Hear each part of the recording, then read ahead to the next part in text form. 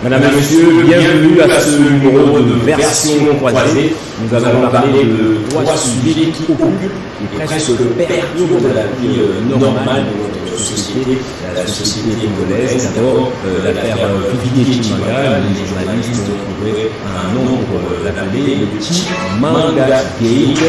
Aujourd'hui, le conseiller spécial en matière de questions stratégiques du chef de l'État a jeté l'éponge après les révélations d'un média suisse sur les tentatives de trafic d'influence, de corruption, tant de choses évoquées dans cette affaire de Chimanga Gate. On parlera également de Bunagana, 3 mois toujours sous occupation, et nous allons terminer avec l'affaire de pénurie de carburant. Deux invités plutôt dans ce numéro. Ferdinand Cambéré, secrétaire permanent adjoint du PPRD. Bonjour et bienvenue à vous. Et en face de vous, c'est Déo Bizibou Balola, secrétaire général adjoint de l'UDPS, chargé des questions politiques et administratives. Bonjour et bienvenue à vous également. Alors, je commence avec vous, Monsieur Cambéré. Nous débutons avec ce sujet, le Chimanga Gate. Aujourd'hui, l'opinion nationale est choquée d'avoir vu ces images. Il a été piégé. Après, il a jeté l'éponge, il a démissionné. Le procureur général et la cour d'appel de Kinshasa-Gobé a mis en place une sorte d'information judiciaire. Il a été convoqué devant la justice. Qu'est-ce qu'on peut attendre de la justice dans cette affaire? Bon, merci Gaëtan pour nous avoir associés à ce débat. Je crois que par rapport à ce premier sujet, ce que tu as appelé le Chimanga Gate, je crois que ce n'est que simplement l'image que présente aujourd'hui l'entourage du chef de l'État, sinon que la présidence elle-même, et que donc ça n'étonne pas. Aujourd'hui, après une clameur publique que le procureur général ait choisi de les convoquer, alors qu'il y a bien d'autres cas peut-être réels, les gens parfois se font photographier ou se font filmer avec des tas de dollars à main, alors qu'ils ne sont jamais convoqués. J'espère que ça ne sera pas... Vous avez été choqué quand vous avez vu ces images. Il a été piégé, on dit comme ça. Bon, il pourra se défendre comme il le pourra, mais tu sais, la matière dont il parle, comme vous le dites là, les conventions, c'est sur nos richesses quand même. Bon, mais maintenant, piéger, ça signifie quoi? Qu'il voulait tirer avec une arme sans balle, mais l'intention était quand même là, avec les propos et les assurances qu'il voulait accorder à cela. Montre bien l'image de comment ça fonctionne ce jour dans l'entourage du chef d'État. Et que nous espérons que la justice ne fera pas une sorte de mascarade pour montrer à l'opinion simplement calmer l'opinion qu'il est invité pour les relâcher après. Évidemment, l'enquête appartient à la justice. Nous, on n'a pas de jugement à émettre déjà avant. Mais quand il y a clameur publique, je crois que la justice n'avait pas besoin d'attendre que beaucoup de gens réfléchissent par rapport à ça. Donc, est-ce que la présidence a suffisamment réagi pour montrer qu'elle a pris à bras le corps l'affaire et montrer l'exemplarité par rapport? Bon, ça ne nous concerne pas. Nous sommes là simplement pour dénoncer.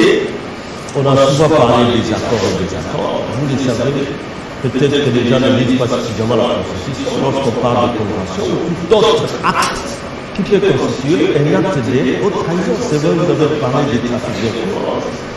Ça peut être une tentative, mais la tentative est punie autant que les sanctions elles-mêmes. Donc c'est pas parce que c'est une tentative qu'elle est moins punie. Non. La tentative, lorsqu'il est prouvé que l'intention était là et qu'il y a eu un certain nombre d'actes posés, elle est punie de la même peine que l'infraction elle-même. Donc c'est ce que nous déplorons, on a déploré, on a décrié, on a dénoncé. Nous pensons que la justice doit faire ce travail, non seulement contre Chimanga, mais bien contre d'autres. Il ne faut pas que la justice soit là simplement contre les opposants lorsqu'ils sont dans un débat. démocratique comme celui-ci et qu'on aille simplement choisir quelques propos, quelques mots pour les envoyer à Makala, c'est le cas d'exil. Je rappelle que ça sera maintenant 2 mois qu'il est assis là-bas. Ça qu'il soit amené devant la justice, ça qu'il soit libéré alors qu'il n'a commis aucune infraction. Donc, c'est cela. Monsieur Bizibou Balola, secrétaire général adjoint de l'UDPS, on vous a vu très récemment en une sorte de tournée médiatique, vous étiez à Télé 50 ici, vous avez défendu la situation de pénurie de carburant, on en parlera à la fin de cette émission, mais on commence avec cette situation, le Chimanga Gate, le chef de l'État se retrouve empêtré dans une autre affaire sordide. On va le dire comme ça. Bien des gens ont dit que Félix Tshisekedi est entouré de jouisseurs. On a vu Didier Chimanga demander le 20% de 200 millions de dollars américains, c'est ce qui a choqué l'opinion nationale. Pour rien comme ça, quelqu'un va se retrouver avec plus de 20 millions de dollars dans sa poche. Est-ce que vous également, vous pensez que la présidence de la République devrait chercher encore des gens qui peuvent accompagner le chef de l'État? Je voudrais d'abord vous remercier à ce moment-là d'assister à ce débat et à ce moment ce soit fait le débat d'abord chercher les gars dans société, ça veut dire en principe, quand chacun agit, il répond de ses actes seuls. Si une infraction est individuelle, elle n'est pas collective. La justice, et même alors qu'on l'a cité, il a cité le chef de l'État, il a dit que moi j'agis et non le chef de l'État. S'il vous plaît. Je voudrais d'abord une révolution avec le régime c'est un régime qui a ouvert le plan du CCD a ouvert le ban pour que chaque institution fasse son travail. Nous parlons de Chimanga, c'est un tel régime, dans le régime sans constitution. Mais c'est quand même une fois que moi, ça s'appellera que. Non, je vais vous poser une question. Dans leur régime pendant 18 ans, avait-il vu un des cabinets en prison? Avait-il vu de dépenses en prison? Avait-il vu? N'a-t-on pas parlé d'un dossier de 50 000 $ avec le Tchad, Congo Brazzaville, Esnada? Qui en a parlé? On a vu qui en a parlé? Personne. 50 millions de dollars. S'il vous plaît. S'il vous plaît. Reconnaissons qu'avec son constitution, il a ouvert les balles. Ce qu'il n'avait jamais eu auparavant. Nous étions dans un régime, c'est déjà. Je vais la justice sur ce plan. Est-ce que depuis que ça s'en fiche du pouvoir, donc on peut les révéler sur ce plan? Ou jamais on peut le faire. Nous ne pouvons pas dire ou jamais. C'est que si nous devons avoir de nous, ce doit nous critiquer réellement. Et si ce ne sont pas les années en tout cas de ce côté-là, sinon il y a des gens qui commencent à poser des questions, où est le là, oui. Voilà. Est-ce que vous pouvez admettre que c'est un coup donné à l'image du pays qui attend de faire venir les investisseurs? Heureusement, la justice fait son travail. Mais effectivement, d'abord, je veux dire qu'il était aussi de connaître les défis avant de répondre au salaire. Vous avez mis du temps alors? Non. On a sorti un communiqué qui ne disait presque rien. Il avait vu ce niveau-là. Mais reconnaissons d'abord que ce n'est plus comme dans la régime, où les gens, il y avait des échanges. Mais non, l'homme a des décisions. Il est dans la maintenant la justice va s'en occuper. Vous savez qu'on est dans un régime démocratique. Voilà, en France, il y a eu ce qu'on appelle l'affaire de Bénin. On sait, ça précise pour la santé. En ce qui mais n'est pas passé devant la justice. Voilà, le chef de l'État a ouvert les régimes. Permettre à toutes les institutions de faire leur travail. La justice fait son travail sans cesse. D'ailleurs, c'est la fois c'est le dimanche. Quand je suis chez mon frère, Biwan disait que maintenant, il faut que la justice s'en saisisse. Je suis très heureux. Mais je suis là. Soit intérêt de la justice, ou que les questions économiques, qu'il y ait. C'est une simple invitation, en tout cas pas plus. Non, on n'a pas vu comment parle de la justice, de l'agence de la corruption. Et tout le monde ça pour savoir quels sont les auteurs qui seraient, c'est vrai que non, dans ça c'est la même chose, dans une société, tout ça, donc les questions. On aurait aimé que ce soit une convocation. N'en disons pas. Mais parce que nous avons vu depuis la dernière année. Parce que nous avons vu le ministre en termes de Monsieur Kamel va répondre à votre question alors. Et ça, on n'avait jamais fait avant. Oui, M. Caméré, votre réponse, l'impunité ne commence pas aujourd'hui, apparemment. Bien heureusement qu'on a vu les directeurs de cabinet passer de sales jours en prison. Je crois que le secrétaire général à la Ligue des Presse n'aura pas eu le noir courte, parce que même quand il parle de mon ancien secrétaire général, l'honorable Évariste Bouchard, l'affaire de 50 millions avec la il avait d'abord démissionné, vous savez, sans vote possible. Combien de ministres ont été révoqués par décision du président de la République à notre tour? D'autres étaient allés en prison.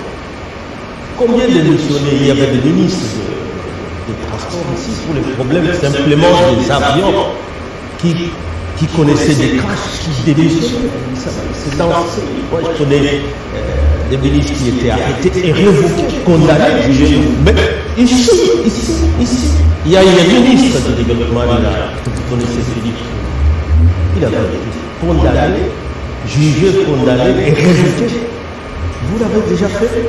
Tous ceux qui ont volé des millions ici, ils vont à Makala. Je viens de parler. Combien sont là-bas? Sinon que des prisonniers de millions. Combien sont à Makala? Ceux qui volent des millions. Non, il ne faut pas donner ça comme exemple.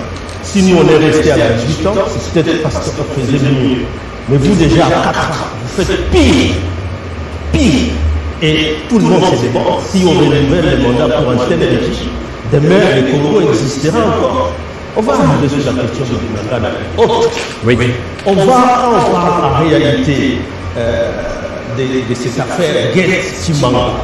C'est parce qu'on se rappelle de tout ce qui est en train d'être commis, qui est devenu un système de détournement systématique. C'est toujours un fait nouveau. Qui sont jugés? Je veux bien que Makala, je le rappelle. Alors, il ne faut pas nous dire ici qu'il y a séparation de pouvoir aujourd'hui. Tantôt c'est Joseph Kabila se plaignait du fait qu'il n'avait pas un bon entourage. Ils ont cherché 15 au moins. Je suppose qu'il y avait des gens qui faisaient la même chose que Didier Tshimanga à l'époque, qui peut-être parce qu'il n'avait pas été piégé. C'est ça là, parce que je crois que je ne suis pas venu pour juger l'ancien régime. On est en train de parler du régime qui doit répondre. Qui a la responsabilité du sort des Congolais aujourd'hui. Le régime de Kabila a été jugé pendant les élections de 2011, 2018, et le peuple s'est prononcé. On ne peut pas utiliser ça comme prétexte aujourd'hui. Lorsqu'on commet des gaffes, on commet des infractions par le régime qui est là, et le seul prétexte aujourd'hui, c'est de dire vous avez fait 18 ans. Non, dans 18 ans, il y a bien des choses qui ont été faites en faveur des l'unité du pays qui n'est plus là parce que Bounagana est parti. Le pays n'est plus là. Même quand ils vont parler des élections, c'est dans quel pays?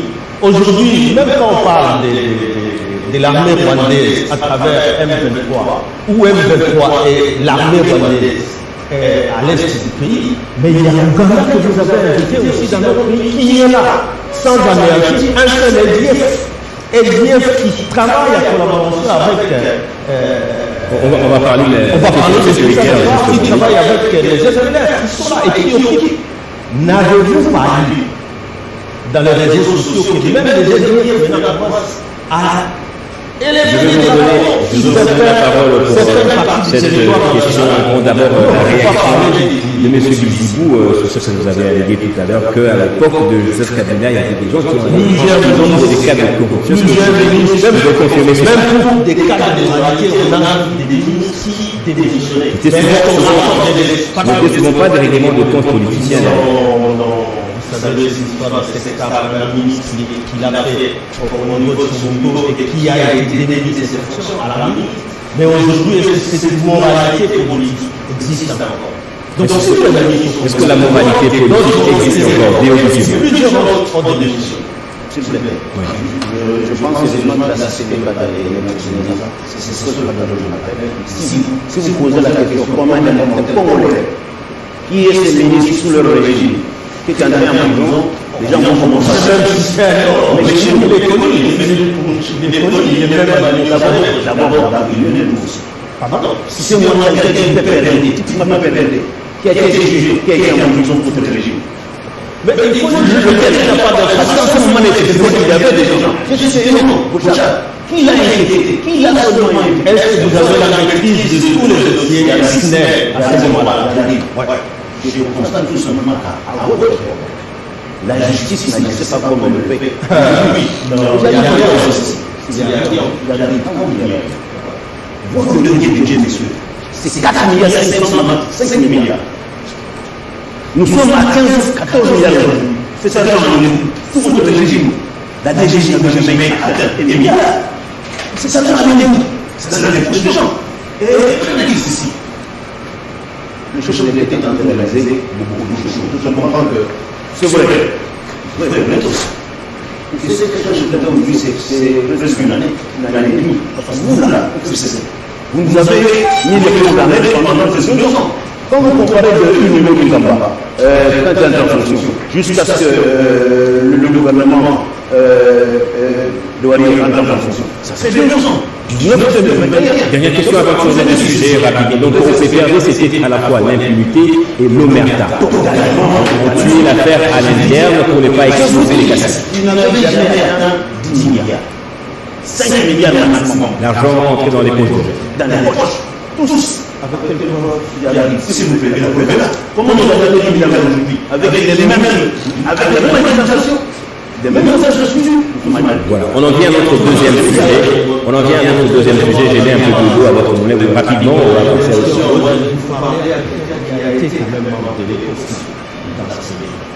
Vous avez atteint 12 milliards? S'il vous plaît. Jamais. Si vous voulez, Kabila a trouvé le budget éternel. Il faut commencer par là. Aujourd'hui, c'est par les réformes qu'a laissé Kabila qu'on sait réaliser des recettes. Mais vous les réalisez et elles partent où?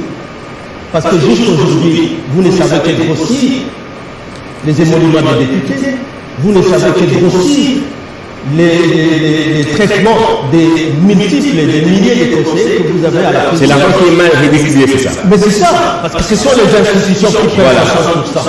Mais avec le budget de Kabila, lui, il a fallu 4 milliards. Mais déjà, vous êtes à combien? Quelle est votre dette extérieure? Plus de 9 milliards. Monsieur Tambéré, Madame Tambéré, donc, vous avez un certain. Voilà, nous passons à autre chose. Il a trouvé un public et il a commencé à accroître les recettes, à payer les dettes que vous êtes en train de négocier. Et vous, même quand vous parlez de 14 milliards, c'est encore Merci. bien que des projections. Vous les avez réalisées et même quand vous les réalisez, ça. Merci, Ferdinand Tambéré. Je reste avec vous avant de reprendre M. Bizibou. Je mets un peu de l'eau à votre main. Je vais vous évoquer la situation sécuritaire avec les Indiens. On a bien un sous d'occupation, 3 mois et quelques jours déjà. On a suivi le secrétaire général de l'ONU qui a pratiquement avoué que la MONUSCO était capable de mettre à mal et de déranger l'M23. Pourquoi? Parce que l'M23 aurait plus de la logistique que le casque bleu. Qu'est-ce que ça vous a fait en entendant parler? Il n'a fait s'accuser le régime qui est là, le pouvoir qui est là, parce que c'est ce pouvoir qui est allé chercher les M23 alors qu'il était déjà là. Comment ça, pouvoir chercher les M23? Mais c'est le pouvoir, et ça c'est de l'aveu du M23, qui est allé chercher les M23, les ramener au Congo, Aspeza aidé par l'Ouganda, Aspeza aidé par l'Ouganda. Mais c'est pas le pouvoir qui arme quand même les M23. Je vous dis qu'il réclame les accords signés avec ce régime à 2020, et c'est sur base de ces accords que ces gens se retrouvent à Ouganda. Les réalités telles qu'elles sont là ne sont plus dans l'image qu'ils avaient en faveur du premier pouvoir. Ce sont les mêmes réalités qui ont défait les M23. Bien sûr appuyé par la MONUSCO, surtout à travers la brigade d'intervention. Et cette brigade d'intervention était devenue en 2012. C'est lorsque l'ancien président de la République, dans la perspective de sécuriser l'anéantir du groupe armé de l'Est, il a recouru à ses pairs et ses amis. Vous le savez. Donc ce qui était prêt à l'aider, c'est la MONUSCO ou l'ONU qui avait refusé que cette brigade, cette force-là de la région, ne soit pas commandée par un commandement autonome. Et que ça rentre sous le commandement de l'ONU et donc de la MONUSCO, d'où est venue son inefficacité. Aujourd'hui, la MONUSCO est là, il voit après les devoirs de l'état de siège, devoirs de mutualisation de forces avec les armées qui font enquête à Bénédicte, on dit qu'ils vont encore la force régionale. De l'autre côté, ils sont déjà là à faire entrer les lèvres. Entre les qu'est-ce qui se passe? On nous compte ici qu'ils ont payé 65 millions de dollars, mais en réalité, avec tout ce qu'ils sont en train de faire comme pillage, ménage de ressources, est-ce qu'il y a quelqu'un qui s'active? Donc c'est ce régime qui est en train d'implanter cela. Et lui, le secrétaire général, le fait que aujourd'hui, il est compétent du régime actuel pour constater qu'en fait, apparemment, il n'y a pas de volonté de les défaire, il n'y a pas de volonté de les chasser de là. Vous avez même suivi Kamere qui va en notre chef d'État dans sa tournée. Qu'est-ce qu'il dit? Contrairement au discours du gouvernement, les F23, c'est des terroristes, mais Kamere dit quoi? C'est nos frères. Nous allons les négocier avec. Alors qui dit quoi au nom du chef de l'État? Donc c'est cet immobilier-là qui crée un questionnement pour vouloir simplement confisquer le pouvoir du peuple pour qu'en 2023, il n'y ait pas d'élection.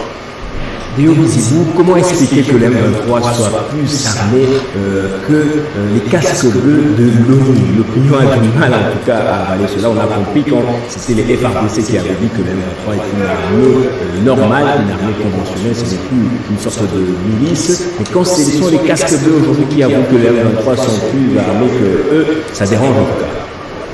Mais moi, je dis d'abord que l'ancien régime était pacifié. Il n'y avait plus de M23.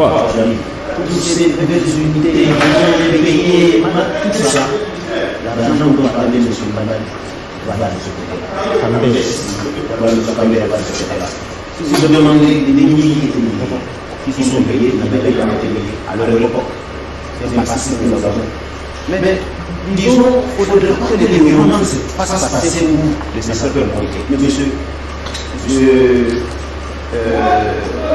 mon débatteur ici, en fait, il fait partie des petits-fils et des petits-fils de ceux qui ont mis ces pays dans la sécurité.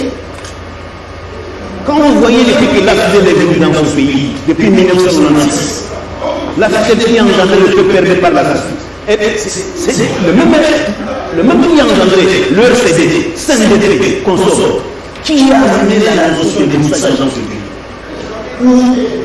Quand on parle de l'infiltration de l'armée, qui ont fait, n'avons pas vu dans ce pays un Rwandais, chef d'état-major général de l'armée congolaise. Est-ce que c'est là? Nous ne sommes pas là. C'est vous, peuple, votre chef de file, M. Kabangé.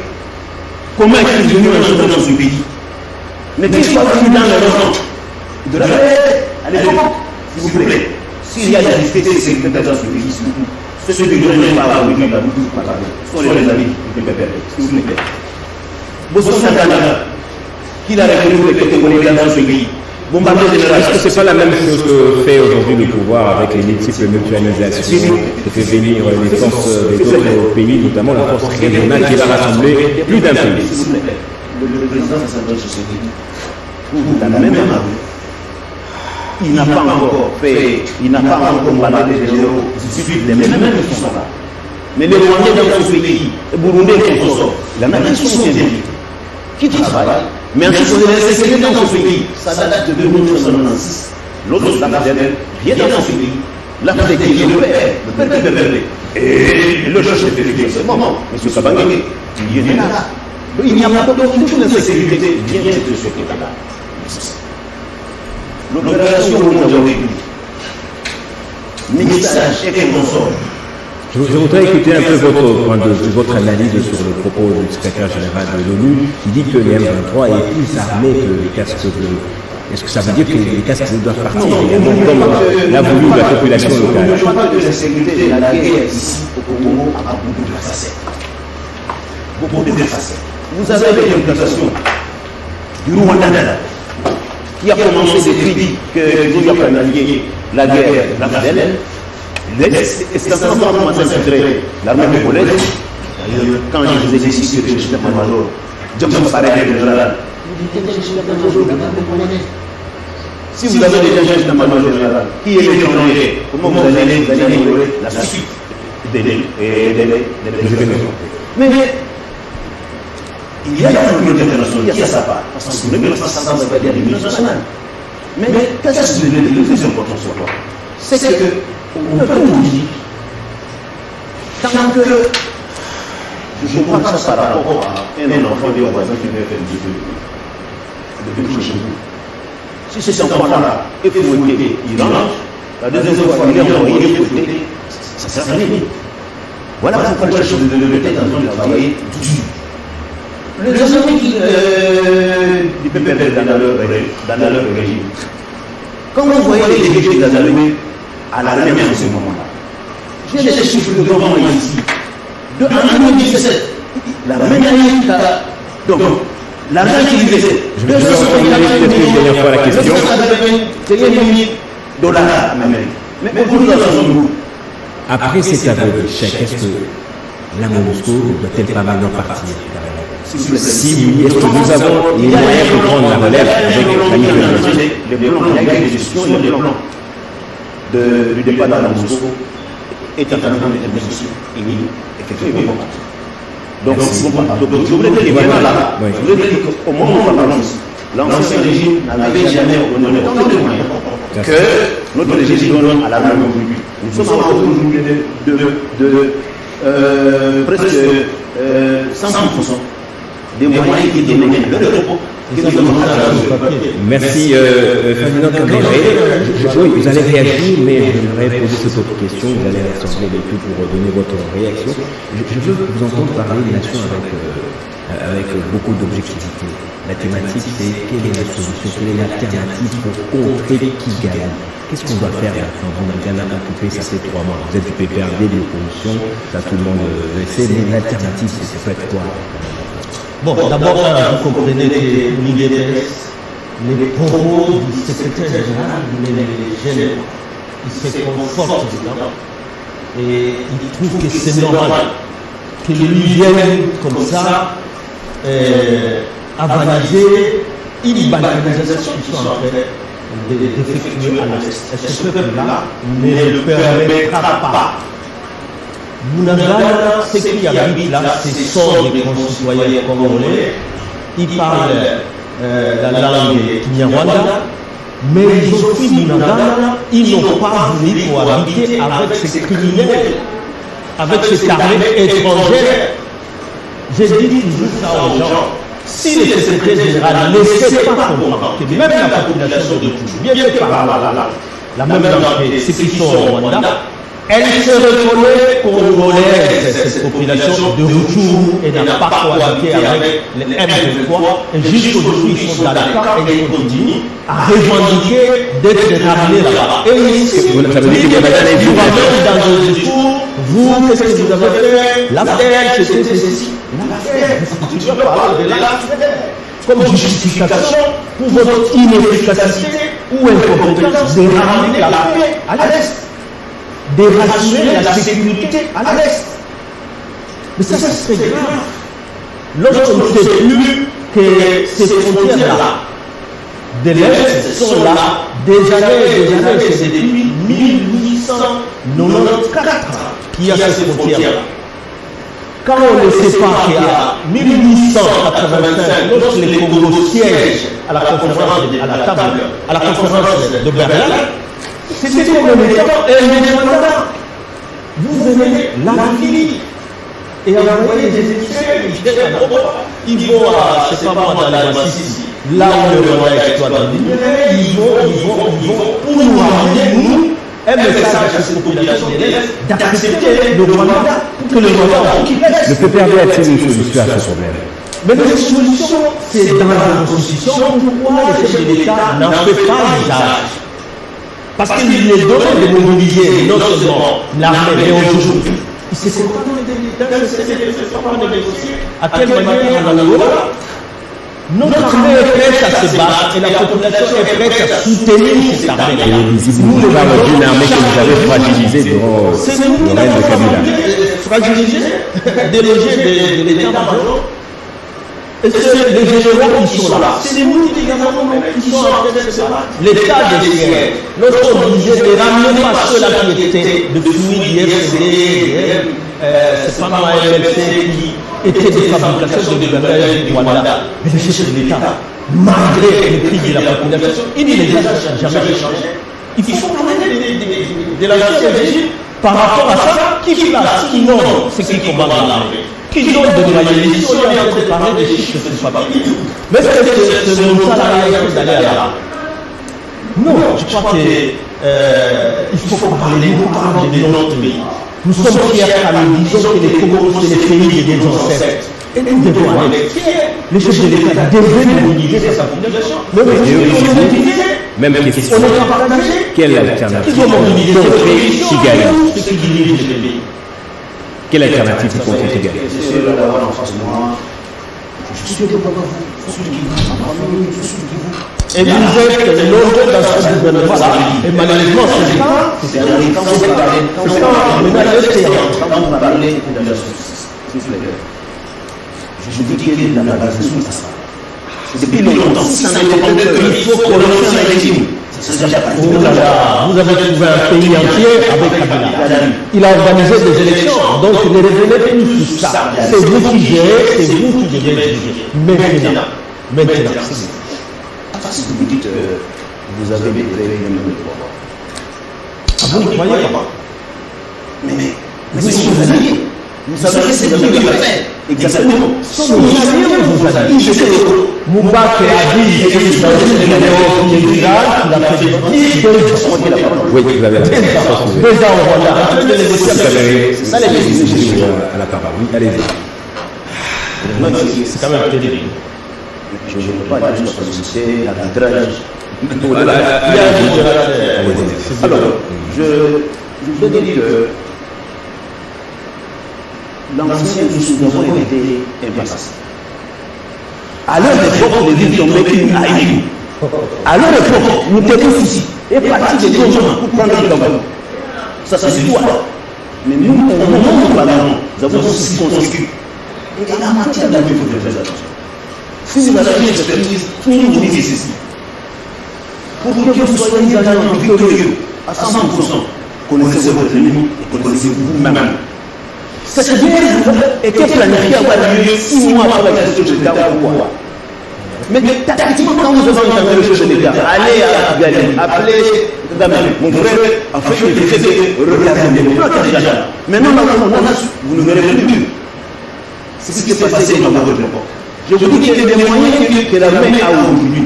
Elle n'a jamais eu. Jamais. Et à votre époque, on n'avait pas vu les officiers de la main jugés pour avoir des personnes.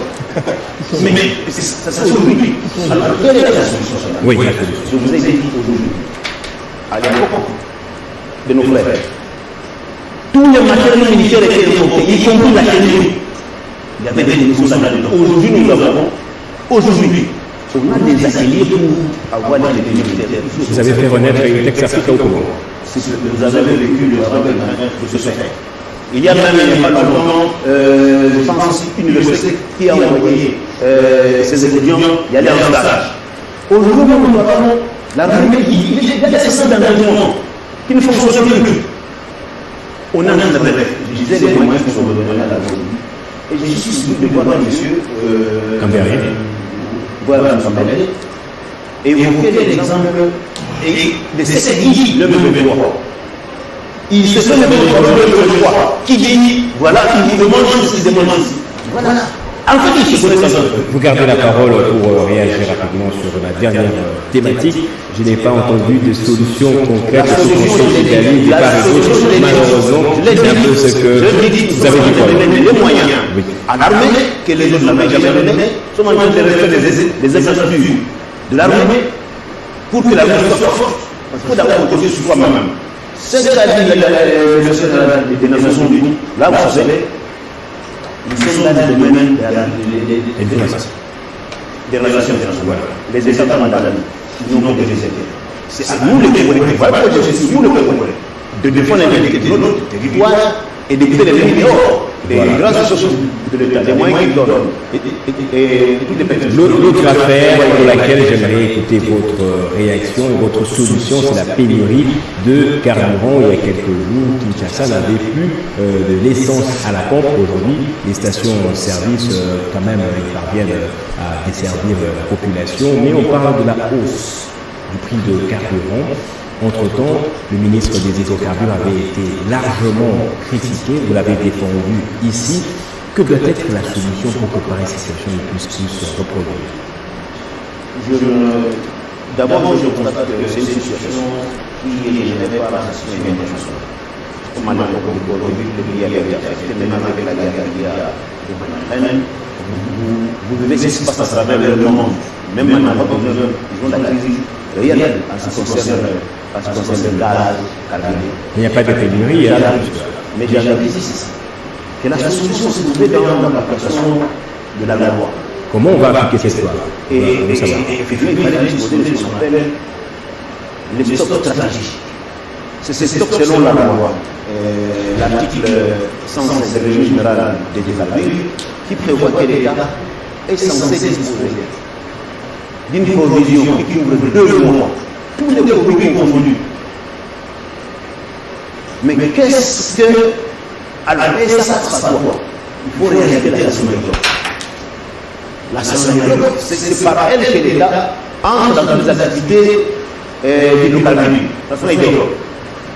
Et le travail en train de se faire, il fallait d'abord, vous savez, le Congo ici, tout était rouge. C'est comme même il faut d'abord commencer par. Vous revenez encore au passé. C'est le gars, mais exactement.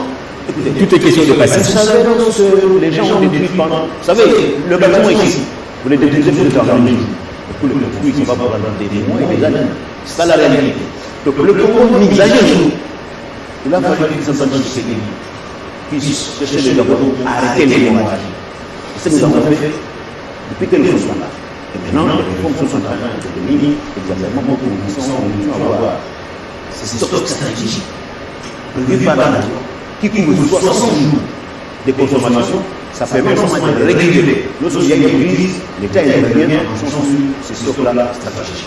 Voilà la solution. Merci beaucoup Diogo Dibou.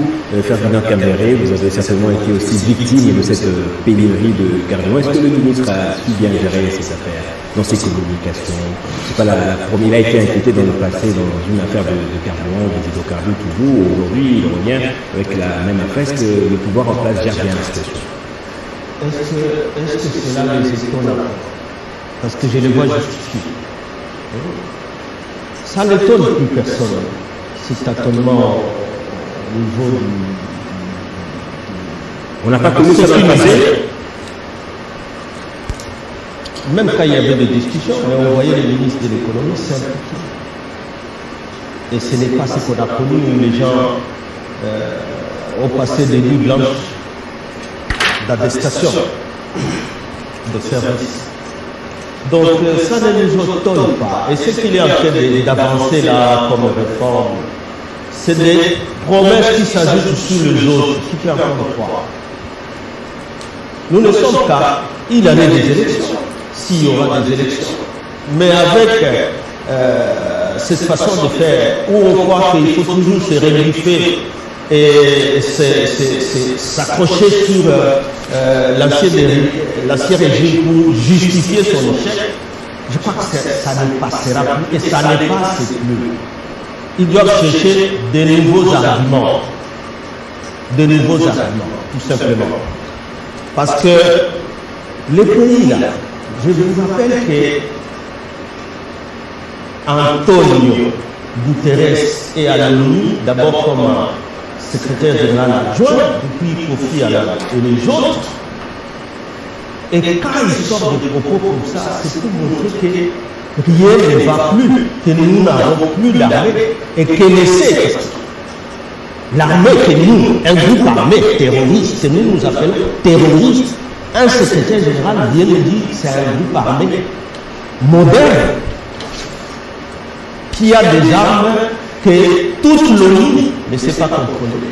Et quand même on nous demande la provenance de ces armes-là, il dit ça vient certainement de quelque part qui ne veut pas citer. Et ils veulent légitimer ça. Et notre pouvoir ne réagit même pas contre ce propos-là. On considère qu'ils vont partir. C'est une haute trahison, Gaïta. De la part de qui? De la part de ces Niger, la population, j'espère que ça sera dit dans le discours du chef de l'État à New York. J'espère que ça sera évoqué.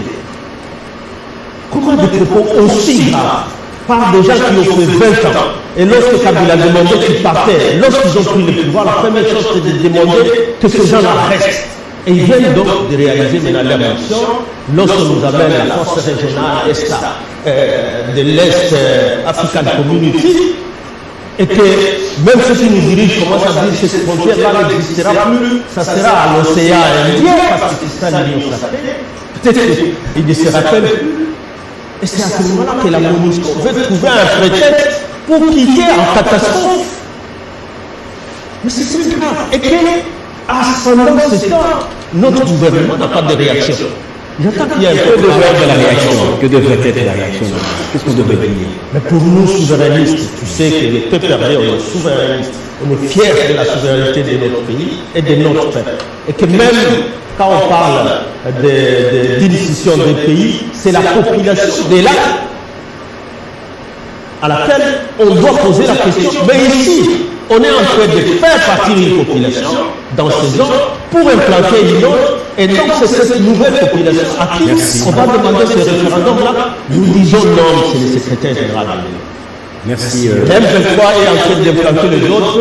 La population de Nagana et Uganda et les Arbutus dans des cas. Vous ne pouvez pas légitimer vous parler que le gouvernement considère comme terroriste. Et le gouvernement, c'était. Moi, ça me dépasse. Merci Léo Bizibou. Ça me dépasse. Votre dernier mot. Le site, pourquoi est-ce que la réaction du gouvernement tarde? C'est une affaire simple. Le gouvernement ne sait pas. Le ministre a fait d'abord à l'heure. C'est toujours à notre époque. Vous avez dit, moi, la ligne, la direction. C'est toujours à notre époque. Celui qui s'entend chez celui a désigné ce organisation. Directement, il voit pendant longtemps à la gestion du monde. Ce qui est différent. Il envoie par gamme le Et le ministre des Affaires étrangères a fait le tour du Qatar pour expliquer la situation. Mais c'est lequel? Mais ce qu'il était désigné dans la zone. Je le suis. Allez-y. C'est un débat démocratique. Allez-y, ça permet. L'opinion est en train de nous suivre. Elle aura. Lorsque je parlais, Si vous connaissez Cameroun, je vais laisser garder la parole. Alors, je disais que le chef de l'État a cité énormément la direction. Et le ministre des Affaires étrangères a fait le tour du monde pour expliquer la situation du Congo. Et moi, je dis que dans la situation de guerre, je dis que on ne fera pas beaucoup de choses qu'on ne va pas citer de mais j'ai dit à la ministre il y a 3 mois. Monsieur Cambéré. Parce que je comprends Cambéré et je me suis. Et à leur époque, Goma s'est déjà tombé. L'histoire, nous le répétons, nous avons tous ces circonstances. La situation, c'est sérieux. Nous avons le chef de l'État soit diplomatiquement, militairement, au lien. Et Pour terminer, par rapport à la situation, parce qu'il y a un rapport entre la violence et la guerre. Ça veut dire que pour que les troupes, les fantassins progressent, il faut l'appui de l'aliment lourd, les carburants. Maintenant, le gouvernement congolais vient de récupérer tous les blocs pétroliers que l'ancien régime avait mis en jachère. Maintenant, on vient de lancer l'appel d'offres. Ça veut dire que l'État entre en possession de ce moyen pour chercher à produire nous-mêmes avoir le pétrole qui nous appartiennent au lieu de continuer à les importer. Et ici, je veux dire que les carburants au fond ne sont pas les plus chers en Afrique. Quand vous comparez la manière de prix, vous trouverez qu'il y a cela 2 mois. Le Sénégal était à 1,30